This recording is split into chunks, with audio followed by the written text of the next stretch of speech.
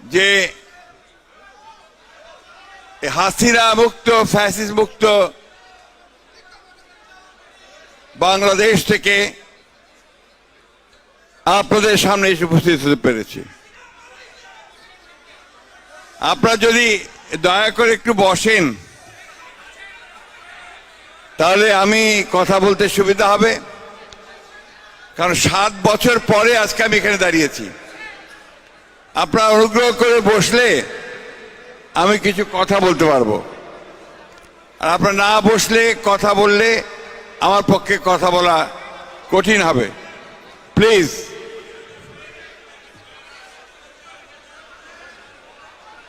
Please please আমি অনুরোধ করছি আপনারা একটু বসুন।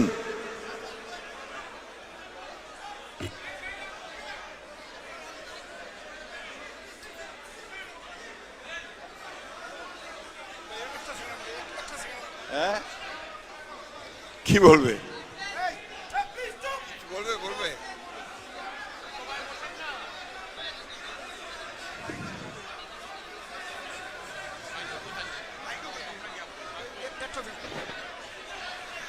নেতৃবৃন্দ প্লিজ, নেতৃবৃন্দ লিসেন শুশ, আপনারা প্লিজ সাইলেন্ট।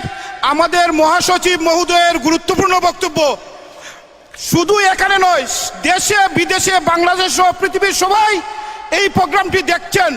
আপনারা লাইভ দিবেন বসে, প্লিজ সাইলেন্ট।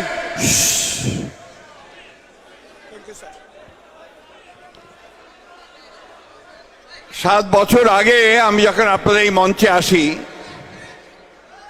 তখন আমার পাশে ছিলেন আমাদের এই গণতন্ত্র পুনরুদ্ধারের যে আন্দোলন, যার নেতৃত্বে আমরা বিগত বছরগুলোতে বাংলাদেশকে ফ্যাসিবাদ থেকে মুক্ত করবার জন্য প্রাণপণ লড়াই করেছি, যার নেতৃত্বে আমরা বাংলাদেশকে আজকে নতুন করে আবার চিনতে শিখেছি, যার নেতৃত্বে আমরা আমাদের স্বাধীনতার ঘোষক, জাতীয়তাবাদের প্রবক্তা, আধুনিক বাংলাদেশের রূপকার শহীদ প্রেসিডেন্ট জিয়াউর রহমানের যে আদর্শ, যে দর্শন, তাকে প্রতিষ্ঠিত করবার একটা সুযোগ পেয়েছি, যার নেতৃত্বে আমরা গণতন্ত্রের আপসীর নেত্রী দেশনেত্রী বেগম খালেদা জিয়াকে মুক্ত করতে পেরেছি, যার নেতৃত্বে আমরা বাংলাদেশের সমস্ত স্বাধীনতাকামী গণতন্ত্রকামী মানুষের সামনে আবার নতুন করে একটা স্বপ্ন দেখাতে সম্ভব হয়েছি। সেই নেতা, আপনাদের অতি প্রিয় নেতা, যিনি আপনাদের মাঝে সব সময় থাকছেন, আমাদের ভারপ্রাপ্ত চেয়ারম্যান তারেক রহমান সাহেব সেই দিন এখানে উপস্থিত ছিলেন। সেদিন আমি একটা কথা বলেছিলাম, যদি আপনাদের মনে থাকে অনেকের, আমি বলেছিলাম যে আজকে যে নেতা আমাদের পাশে বসে আছেন, সেই নেতার সঙ্গে আমার একবার সুযোগ হয়েছিল দেশের তৎকালীন প্রধানমন্ত্রী দেশনেত্রী বেগম খালেদা জিয়ার সঙ্গে চীনে যাওয়ার। প্রচন্ড শীত ছিল, ঠান্ডা ছিল, বাইরে আপনার কোনো মতেই গার্ড অফ অনার দেওয়া সম্ভব ছিল না, বরফ পড়ছিল। গ্রেট হল, চীনের যে গ্রেট হল, সেই গ্রেট হলে তাকে সেই গার্ড অফ অনারের ব্যবস্থা করা হয়েছিল। চীনের প্রধানমন্ত্রী এসেছিলেন। গার্ড অফ অনার শেষ হওয়ার পরে যখন তিনি তার এন্টোরেজের দেশনেত্রী বেগম খালেদা জিয়া, তার সঙ্গে যারা সফর সদস্য ছিলেন, যখন পরিচয় করিয়ে দিচ্ছিলেন, আমার পাশে ছিলেন আমানুল্লাহ আমান, তার পাশেই ছিলেন আমাদের নেতা, আমাদের স্বপ্ন যেন তারেক রহমান। তার সামনে এসে যখন তিনি পরিচয় করিয়ে দিলেন হি ইজ মাই সান, তারেক রহমান, চীনের প্রধানমন্ত্রী, তার দুহাত বাড়িয়ে তারেক রহমানের হাত ধরে বললেন, carry the flag of your father and mother. আমার এখনো কানে সেই কথাটি বাজে, আমি এখানে বলেছিলাম। এবং আজকে আল্লাহর কাছে হাজারো শুকরিয়া যে আজকে আমাদের সেই নেতা তারেক রহমান সাহেব তার পিতার যে পতাকা স্বাধীনতা এবং গণতন্ত্রের, তার মায়ের যে পতাকা গণতন্ত্রকে রক্ষা করবার, স্বাধীনতা সার্বভৌমত্ব রক্ষা করবার, সেই পতাকা তিনি তুলে ধরেছেন এবং এখন তা উড্ডীন করেছেন বাংলাদেশের উপরে। বন্ধুগণ, এটাই হচ্ছে আমাদের সার্থকতা, আপনাদের সার্থকতা। আমি আপনাদেরকে আমার আন্তরিক ধন্যবাদ এবং কৃতজ্ঞতা জানাতে চাই যে আমাদের এই সংগ্রামে, আমাদের লড়াইয়ে আপনারা যারা যুক্তরাজ্য প্রবাসী ছিলেন, আছেন, আপনারা দীর্ঘদিন ধরে সেই লড়াই করছেন, সংগ্রাম করেছেন। আমার এখনো মনে আছে যে এইখানে আপনারা হাজার হাজার সদস্য একত্রিত হয়ে আপনারা মাইলের পর মাইল হেঁটেছেন, গণতন্ত্রের দাবিতে হেঁটেছেন। এবং শুধু আপনারা নন, সাথে ইউরোপ বা প্রবাসের সমস্ত মানুষেরা তাদের যে প্রাণের দাবি, গণতন্ত্রের দাবি, গণতন্ত্রের রাষ্ট্রে বাস করার দাবি, সেই দাবি নিয়ে আপনারা সংগ্রাম করেছে, লড়াই করেছে। একথা সত্য যে আমরা যারা দেশে ছিলাম, আমরা লড়াই করেছি, সংগ্রাম করেছি। আমরা হয়তো অনেকেই কারাগারে গেছি, জেল জুলুম আমাদের উপর হয়েছে, অনেকে গুম হয়ে গেছেন, অনেকে খুন হয়ে গেছেন।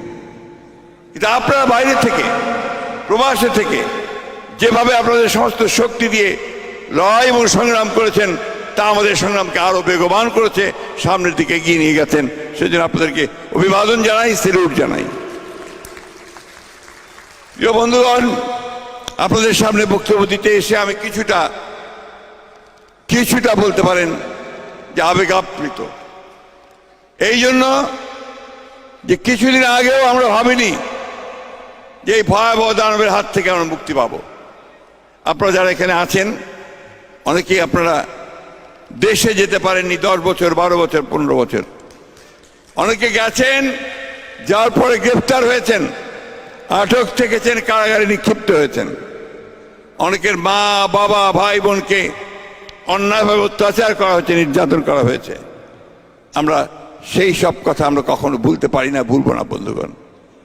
বন্ধুগণ, আজকে সমগ্র বাংলাদেশি মানুষ যারা স্বাধীনতা চায়, স্বাধীনভাবে বাস করতে চায়, যারা গণতন্ত্র চায়, নিজেদের ভোটের অধিকার নিজের প্রয়োগ করতে চায়, যারা নিজেদের পায়ে নিজেরা দাঁড়িয়ে থাকতে চায়, শহীদ জিয়ার সেই জাতীয়তাবাদীর যে দর্শন, বাংলাদেশ একটা স্বতন্ত্র জাতি, একটা স্বাধীন জাতি, সেই জাতি হিসেবে মাথা উঁচু করে দাঁড়াতে চায় বিশ্বের দরবারে। সেই জাতি প্রতিষ্ঠা করবার জন্য আপনাদের যে অবদান, সেই অবদানকে আমরা বারবার স্মরণ করছি এবং আপনাদেরকে আমি অভিবাদন জানাচ্ছি। আমরা বিগত জুলাইয়ের যে আন্দোলন, সেই জুলাইয়ে আমাদের ছাত্রেরা, আমাদের সন্তানেরা, আমাদের ছেলেরা, তারা যে বুকের রক্ত ঢেলে দিয়েছে রাজপথে এবং আমাদের জনগণের সঙ্গে একত্রিত হয়ে তারা যে লড়াই করেছেন, সংগ্রাম করেছেন, তার ফলে একটা ভয়াবহ দানব, একটি ফ্যাসিস্ট, যে দীর্ঘ 15 বছর ধরে বাংলাদেশের আত্মাকে বিক্রি করে দিয়েছেন, যিনি বাংলাদেশের সমস্ত অর্থনীতিকে ধ্বংস করেছেন, রাজনৈতিক কাঠামোটাকে ধ্বংস করেছেন। আমাদের যে স্বপ্ন 1971 সালে আমরা দেখেছিলাম, একটা স্বাধীন সার্বভৌম বাংলাদেশ, গণতান্ত্রিক বাংলাদেশ, গণতান্ত্রিক রাষ্ট্র, সেই স্বপ্নকে ধ্বংস করে দিয়েছিল, ধূলিসাৎ করে দিয়েছিল। বন্ধুগণ,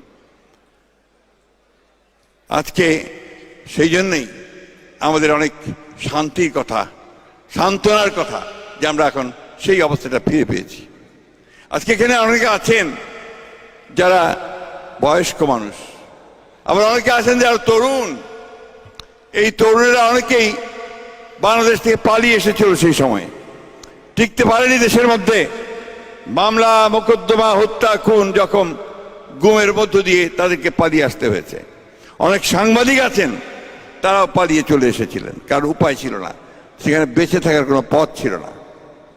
আজকে আল্লাহর কাছে অশেষ শুকরিয়া আদায় করি যে আল্লাহ তাআলা সেই অবস্থা থেকে আমাদের মুক্তি দিয়েছেন। আমরা মুক্তি পেয়েছি, কিন্তু এখনো সেই সংগ্রাম আমাদের শেষ হয়নি। আপনারা জানেন যে আমরা এই জুলাই বিদ্রোহের পরে গণ অভ্যুত্থানের পরে আমরা একটা কেয়ারটেকার গভর্নমেন্টের হাতে সবাই একত্রিত হয়ে ডক্টর মোহাম্মদ ইউনূসের দায়িত্ব দিয়েছি আমরা এই দেশকে আবার ঠিকমতো পথে নিয়ে আসার জন্যে, এবং একটি নিরপেক্ষ নির্বাচন, সকলের কাছে গ্রহণযোগ্য নির্বাচন করার জন্যই আমরা তাকে দায়িত্ব দিয়েছি।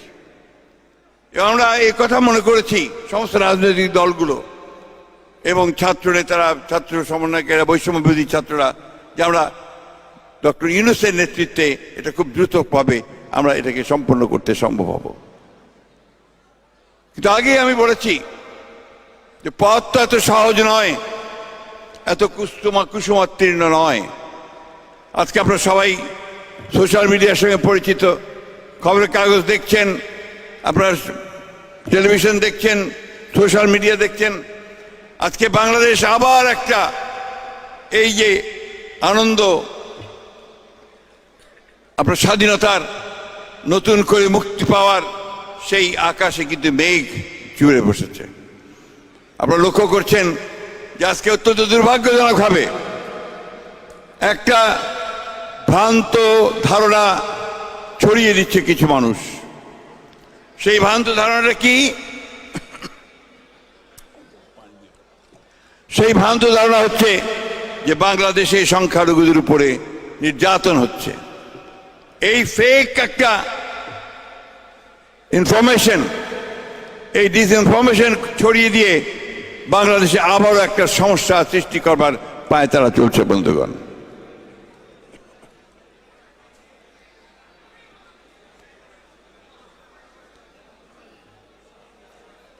সাত বছর আগে আপনাদের এখানে যখন আসি তখন বয়স 7 বছর কম ছিল, আর তখন আবার আপনার এতবার জেলে যেতে হয়নি। এখন কি এর মধ্যে বহুবার জেলে গেছি, সেই জন্য আগের মতো সেই শক্তি আর বল নেই, যদিও মনের সমস্ত জোর আছে।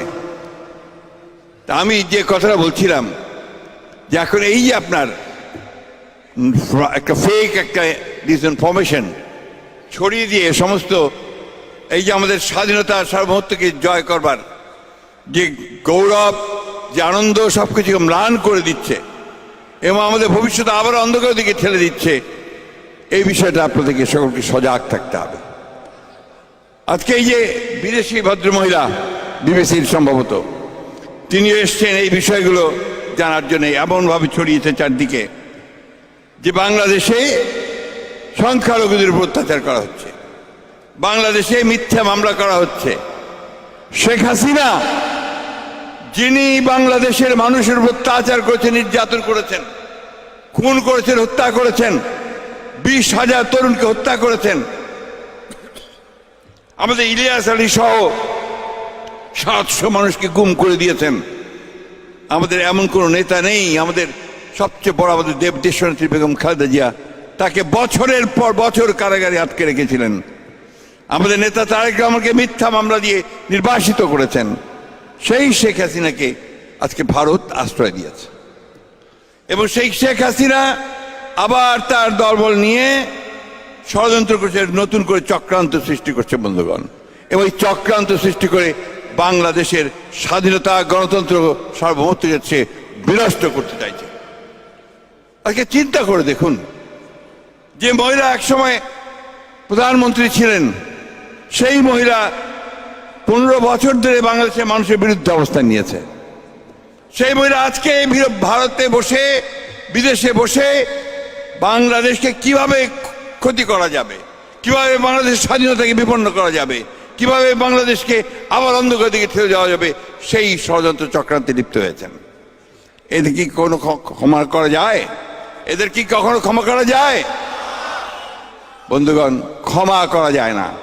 তাই খুব পরিষ্কার কথা, যেটা আমি বারবার বলেছি, যে শেখ হাসিনাকে এই হত্যা অপরাধে, খুনের অপরাধে, গণহত্যার অপরাধে তার অবশ্যই দ্রুত বিচার হতে হবে এবং যারা তার সঙ্গে সহযোগিতা করেছে তাদেরও বিচার হতে হবে।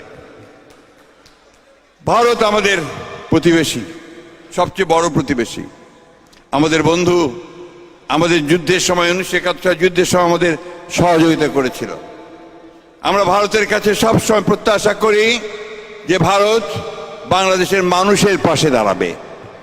কোন একটা বিশেষ রাজনৈতিক দল আওয়ামী লীগের সঙ্গে পাশে দাঁড়িয়ে সে বাংলাদেশের গণতন্ত্রকে ক্ষতিগ্রস্ত করবে না, এই কথা আমরা প্রত্যাশা করি তার কাছ থেকে।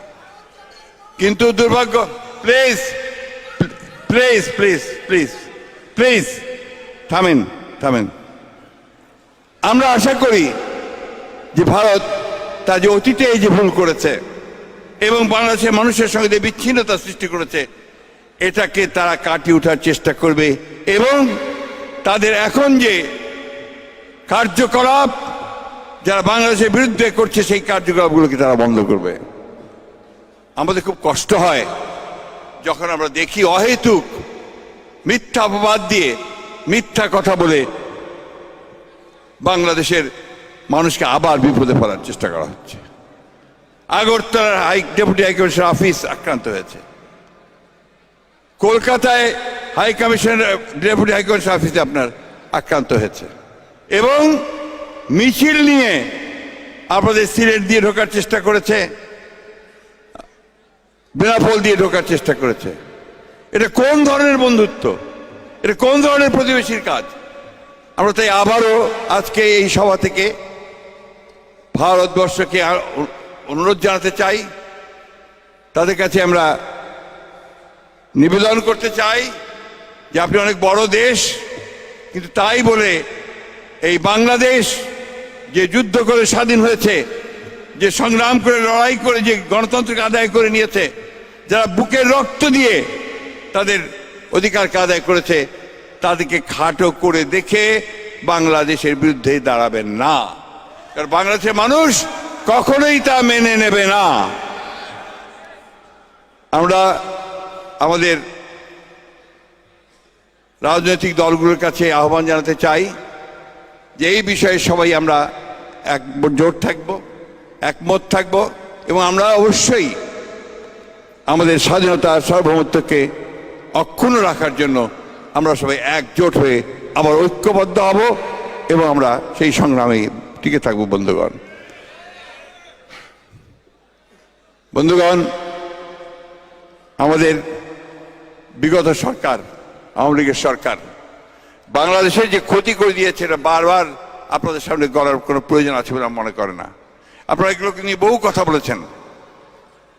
আপনি জানেন যে গত কয়েকদিন আগে এই সরকার যে একটা কমিটি করে দিয়েছিল শ্বেতপত্র প্রকাশ করবার জন্য দেবপ্র ভট্টাচার্যকে আপনার প্রদান করে, সেই কমিটি তারা যে রিপোর্ট দিয়েছে সেই রিপোর্টে বলেছে যে প্রতি বছর $16 বিলিয়ন করে পাচার করে দিয়েছে।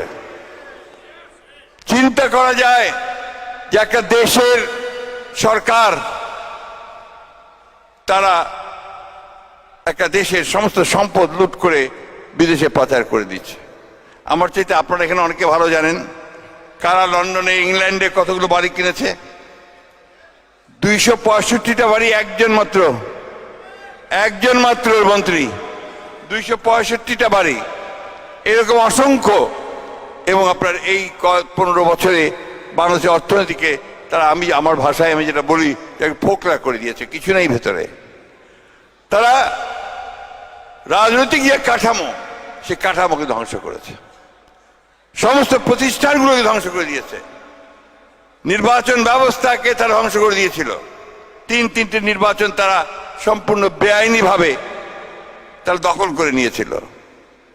তারা ব্যুরোক্রেসি, আমলাতন্ত্র এবং আইন শৃঙ্খলা বাহিনীকে দলীয়করণ করেছিল এবং গোটা বাংলাদেশের প্রশাসনকে তারা তাদের দলীয় প্রশাসনে পরিণত করেছিল। বন্ধুগণ, আপনারা যারা বাংলাদেশে গেছেন, যারা বিভিন্নভাবে অফিসে, আদালতে এই অফিসারদের সঙ্গে কথা বলেছেন, দেখবেন যে কোনো কিছু অবশিষ্ট নাই। এখন গোটা আমলাতন্ত্র আওয়ামীতন্ত্রে পরিণত হয়েছিল এবং তাদের মধ্যে কোনো নীতি বলতে কোনো জিনিস ছিল না। ঘুষ দুর্নীতিতে পুরোটা ছেড়ে গিয়েছিল। এই কাজটা খুব কঠিন কাজ, সেখান থেকে ফিরে নিয়ে আসা। জুডিশিয়ারি পর্যন্ত, বিচার ব্যবস্থা পর্যন্ত সম্পূর্ণভাবে দলীয়করণ করা হয়েছিল। আজকে আল্লাহর অশেষ রহমতে সেই অবস্থার পরিবর্তন হচ্ছে, পরিবর্তন হবে। সেই কারণে আমাদের নেতা জনাব তারেক রহমান সাহেব বারবার করে বলছেন যে এই সরকারকে আমরা সহযোগিতা করতে চাই, এই সরকারকে আমরা সহযোগিতা করে আমরা আমাদের ঈপ্সিত লক্ষ্যে অর্থাৎ গণতান্ত্রিক ব্যবস্থায় ফিরে যেতে চাই। এই সরকারের দায়িত্বটা কি?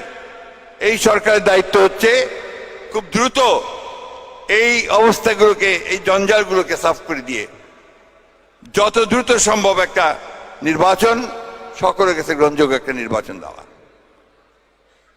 আমরা বলেছি যে এটা খুব বেশি সময় তো লাগার কথা নয়। আমরা মনে করি যে নির্বাচন ব্যবস্থা, প্রশাসন, বিচার ব্যবস্থা এবং অর্থনীতির ন্যূনতম যে সংস্কারগুলো, সেই সংস্কারগুলো করে আমাদের নির্বাচনের দিকে দ্রুত যাওয়া উচিত। কারণ আমরা এর আগেও বলেছি যে নির্বাচন যত দেরি হবে সমস্যা তত বাড়তে থাকবে, ততই বেশি গণতন্ত্রের বিরোধী শক্তিরা মাথা উঁচু করে দাঁড়াবে, ততই বেশি গণতন্ত্রকে যারা দেখতে চায় না, গণতান্ত্রিক ব্যবস্থা চায় না, তারা জায়গা করে নেওয়ার ব্যবস্থা করবে। আমরা সেই জন্যই বারবার করে তাদের বলেছি যে আসুন আমরা যত কম সময়ের মধ্যে পারি আমরা নির্বাচনের ব্যবস্থা করতে পারি। বন্ধুগণ, আমি বক্তব্য দীর্ঘ করব না। আমরা একটা বিশাল ভয়ঙ্কর একটা কঠিন সময় পার করে আমরা একটা নতুন সূর্য দেখছি। আমরা একটা সামনের দিকে একটা নতুন সম্ভাবনার দ্বার দেখতে পাচ্ছি। আমরা গণতন্ত্রকে প্রতিষ্ঠিত করবার একটা সুযোগ পেয়েছি। আমরা সেই সুযোগ নষ্ট করতে চাই না।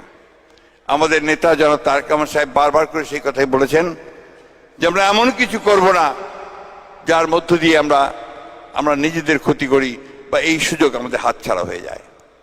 তিনি দেখবেন যে আমাদের তারেক রহমান সাহেব কত ম্যাচিওরড হয়েতে বক্তব্য দিচ্ছেন এবং এই কয়েকদিন গতকালও তিনি যে বক্তব্য দিয়েছেন এই ভারতের সঙ্গে এই সমস্যার কারণে খুব খুবই ঠান্ডা মাথায় অত্যন্ত স্টেটসম্যানের মতো, রাষ্ট্রনায়কের মতো তিনি বক্তব্য দিয়েছেন এবং তিনি ধৈর্য সহকারে এই সমাধানগুলো করা বলেছেন এবং তাদের পাতা ফাঁদে আমরা যেন পা না দেই সেই কথাটা বারবার বলেছেন। তাই কোনো হঠকারিতা নয়, কোনো বিশৃঙ্খলা নয়, অত্যন্ত সতর্কতার সঙ্গে আমাদেরকে সামনের দিকে পা ফেলতে হবে। আমাদের মধ্যে অনেকে আছেন যারা উগ্রতা করেন, আমাদের মধ্যে অনেকে আছেন যারা হঠকারিতা করেন, কিন্তু হঠকারিতা বা উগ্রতা এটা কখনোই আমাদেরকে সঠিক লক্ষ্যের দিকে নিয়ে যাবে না। গোটা পৃথিবী এখন ভিন্ন রকম, গোটা পৃথিবী এখন অস্থির হয়ে উঠেছে। আজকে ভূ রাজনীতি, এই ভারত উপমহাদেশের যে রাজনীতি, সবকিছু মিলিয়ে আমাদেরকে সামনের দিকে এগিয়ে যেতে হবে অত্যন্ত সতর্কতার সঙ্গে। আমি খুব সুস্থ নই, যে কারণে আমি আপনার অনেকক্ষণ বক্তব্য রাখা হয়তো আমার পক্ষে সম্ভব হয় না। ইচ্ছা ছিল আপনাদের সামনে অনেকক্ষণ কথা বলার, কিন্তু সেইটা বোধহয় সম্ভব হবে না। শুধু একটা কথা আপনাদেরকে আমি অনুরোধ করে বলতে চাই যে আপনারা অত্যন্ত ভাগ্যবান ছিলেন যে আপনারা এখানে আমাদের নেতা তারেক রহমান সাহেবকে আপনাদের মাঝে পেয়েছেন এবং আমরা তাকে এখানে বেশি দিন রাখতে চাই না, আমরা তাকে দেশে নিয়ে যেতে চাই। কারণ তার নেতৃত্ব আমাদের এখন দেশে খুব বেশি প্রয়োজন। দেশের মানুষ তার জন্য অপেক্ষা করছে কবে তারেক রহমান সাহেব আসবেন। আসলেই আমরা নিঃসন্দেহে সেই আমাদের যে শক্তি, আমাদের যে আন্দোলন, আমাদের যে সংগ্রাম, স্বাধীনতার যে সংগ্রাম, সেই সংগ্রাম আরো অনেক বেশি জোরদার হবে বন্ধুগণ। তাহলে ওই যে কথা যে শহীদ প্রেসিডেন্ট জিয়াউর রহমানের স্বাধীনতার সার্বভৌমত্বের যে পতাকা, দেশনেত্রী বেগম খালেদা জিয়ার গণতন্ত্রের যে পতাকা, সেই পতাকাকে তিনি ধরেছেন। এখন এই পতাকাকে তিনি পুরোপুরিভাবে এই বাংলাদেশের মাটিতে নিয়ে যাবেন বলে আমরা বিশ্বাস করি বন্ধুরা। আজকে শুধু আমরা নই, আজকে সারা বিশ্বের মানুষ তার দিকে তাকিয়ে আছে এই যে 50 বছর 53 বছর পরে এই রাষ্ট্রটি আবার নতুন করে একটা গণতান্ত্রিক পথে যাওয়ার সুযোগ দেখছে, একটা পথ দেখছে, সেই পথে নেতৃত্ব দেবেন আমাদের আমাদের আমাদের নেতা জনাব তারেক রহমান। বন্ধুগণ, আমি শেষ করতে চাই, আপনাদের সকলের প্রতি আমার কৃতজ্ঞতা জানাতে চাই। এখানে যারা আছেন আপনারা সবাই অত্যন্ত কষ্ট করেছেন, পরিশ্রম করেছেন। আমি জানি অনেকে 15 বছর 16 বছর দেশের বাড়িতে যেতে পারেননি, অনেকে যাওয়ার কথা ভাবছেন। আপনারা আসেন, আপনারা সবসময় বাংলাদেশের মানুষের কাছে আপনাদের যথাযোগ্য মর্যাদা পাবেন বলে বিশ্বাস করি। একটা কথা বলেই শেষ করব, এই যুদ্ধের লড়াই কিন্তু এখনো শেষ হয়নি। আমাদের বিরুদ্ধে প্রচুর ষড়যন্ত্র হচ্ছে, চক্রান্ত হচ্ছে। আজকে বাংলাদেশের বিরুদ্ধে চক্রান্ত হচ্ছে। বন্ধুগণ, এই চক্রান্তকে রুখে দাঁড়াতে হলে আমাদের যেটা দরকার, ঠিক আন্দোলনের সময় আমাদের মানে ইস্পাত দৃঢ় ঐক্য ছিল, ঠিক সেই রকম ঐক্য আমাদেরকে আবারও সত্য হতে ধরতে হবে। বন্ধুগণ, ঐক্যকে দৃঢ় করতে হবে এবং কেউ যেন আমাদেরকে বিভ্রান্ত করতে না পারে, সেই কথাটা আমাদের মনে রাখতে হবে। সব কিছু মানুষ তারা সবসময় চেষ্টা করছে এটাকে ফাটল ধারণার জন্য। কিছু ব্যক্তি তারা আমাদেরকে বিপথে পরিচালিত করতে চান। আমরা বাংলাদেশের মানুষ, আমরা উদারপন্থী গণতন্ত্রে বিশ্বাস করি, আমরা গণতন্ত্রে বিশ্বাস করি। সেই গণতন্ত্রকে প্রতিষ্ঠিত করবার জন্য আমরা অবশ্যই ঐক্যবদ্ধ থেকে একটা সুষ্ঠু নির্বাচনের মধ্য দিয়ে, সকলের কাছে গ্রহণযোগ্য নির্বাচনের মধ্য দিয়ে আমরা বাংলাদেশে আমাদের নেতা তারেক রহমান সাহেবের নেতৃত্বে, দেশনেত্রী বেগম খালেদা জিয়ার নেতৃত্বে আমরা একটা গণতান্ত্রিক রাষ্ট্র নির্মাণ করতে চাই। বন্ধুগণ, যে রাষ্ট্রে সমস্ত মানুষের বিকশিত হবার সুযোগ থাকবে, আমাদের বেকার ছেলেরা তারা কর্মসংস্থান পাবে, কলকারখানা গড়ে উঠবে, কৃষির উৎপাদন বৃদ্ধি পাবে। আপনারা জানেন যে উনি 31 দফা দিয়েছেন আমাদের তারেক রহমান সাহেব।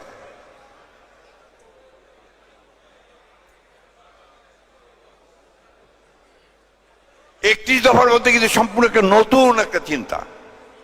আজকে অনেকে বলছেন যে সংস্কার আগে করতে হবে, আর সংস্কার তো আমরাও চাই। সংস্কার তো 2 বছর আগে আমরা দিয়েছি এবং আমাদের চেয়ারম্যান সাহেব তিনি 31 দফা দিয়েছেন এবং নতুন নতুন চিন্তা ভাবনা নিয়ে আসছেন। যে প্রেসিডেন্ট এবং প্রধানমন্ত্রীর যে ভারসাম্য, ক্ষমতা ভারসাম্য, সেটাকে রক্ষা করতে হবে, তাকে নতুনভাবে চিহ্নিত করতে হবে। দ্বিকক্ষ বিশিষ্ট পার্লামেন্ট তৈরি করতে হবে, আরো বেশি জনগণের আপনার অংশগ্রহণের জন্য, আরো গণতান্ত্রিকীকরণের জন্য। বিচার বিভাগের কমিশন তৈরি করে বিচার বিভাগকে নতুন করে সাজাতে হবে। অর্থনীতিকে কমিশন করে অর্থনীতিকে বৈষম্য দূর করে সমস্ত মানুষের কাছে যেন তার এই উন্নয়নের ছোঁয়া পৌঁছায়, সে ব্যবস্থা করতে হবে। এই বিষয়গুলো আমি ছোটখাটো করে বললাম, এই বিষয়গুলোকে আমাদের সামনে নিয়ে এগোতে হবে। তাই তরুণদের কাছে আমার আহ্বান, তখনও বলেছি আবারও বলছি, সারা আন্দোলনের সময় বলেছি যে এখন হচ্ছে তরুণদের সময়। আমি তখনও বলেছি নজরুল ইসলামের সেই কথা, কে আছো জওয়ান হও আগুয়ান, হাঁকিছে ভবিষ্যৎ। এই ভবিষ্যৎ আপনাদেরকে ডাকছে। আপনারা নতুন বাংলাদেশ তৈরি করবেন, আলোকিত বাংলাদেশ তৈরি করবেন, সকল মানুষের জন্য একটা বৈষম্যহীন বাংলাদেশ তৈরি করবেন। এটা দায়িত্ব আপনাদের। আমরা লড়াই করেছি, যুদ্ধ করেছি, আমরা বয়স হয়েছে 71 সালে স্বাধীনতা যুদ্ধ করে স্বাধীন করেছি, গণতন্ত্রের জন্য লড়াই করলাম। এখন এই লড়াইয়ে নতুনদেরকে নতুন বাংলাদেশ নির্মাণ করতে হবে। আসুন আমরা আমাদের নেতা তারেক রহমান সাহেবের যে স্বপ্ন, জিয়া রহমান সাহেবের যে স্বপ্ন, দেশনেত্রী বেগম খালেদা জিয়ার যে স্বপ্ন, সেই গণতান্ত্রিক সমৃদ্ধ বাংলাদেশ, স্বাধীনতার সার্বভৌম বিশ্বাসী বাংলাদেশ আমরা নির্মাণ করি। আপনাদের সকলকে আজকে এই কষ্ট করে এত রাত পর্যন্ত এখানে থাকার জন্য আন্তরিক ধন্যবাদ এবং কৃতজ্ঞতা জানাচ্ছি। এবং যেহেতু আমার শরীর খুব ভালো না, সেই কারণে আপনাদের সাথে আরো বেশি কথা বলার ইচ্ছা ছিল, বলতে পারলাম না বলে আমি দুঃখিত। আবার আপনাদেরকে ধন্যবাদ, কৃতজ্ঞতা জানিয়ে বক্তব্য শেষ করছি। আসসালামু আলাইকুম, খুদা হাফেজ। বাংলাদেশ জিন্দাবাদ, বাংলাদেশ জাতীয়তাবাদী দল জিন্দাবাদ, শহীদ জিয়া অমর হোক, দেশনেত্রী বেগম খালেদা জিয়া জিন্দাবাদ, আমাদের নেতা তারেক রহমান জিন্দাবাদ।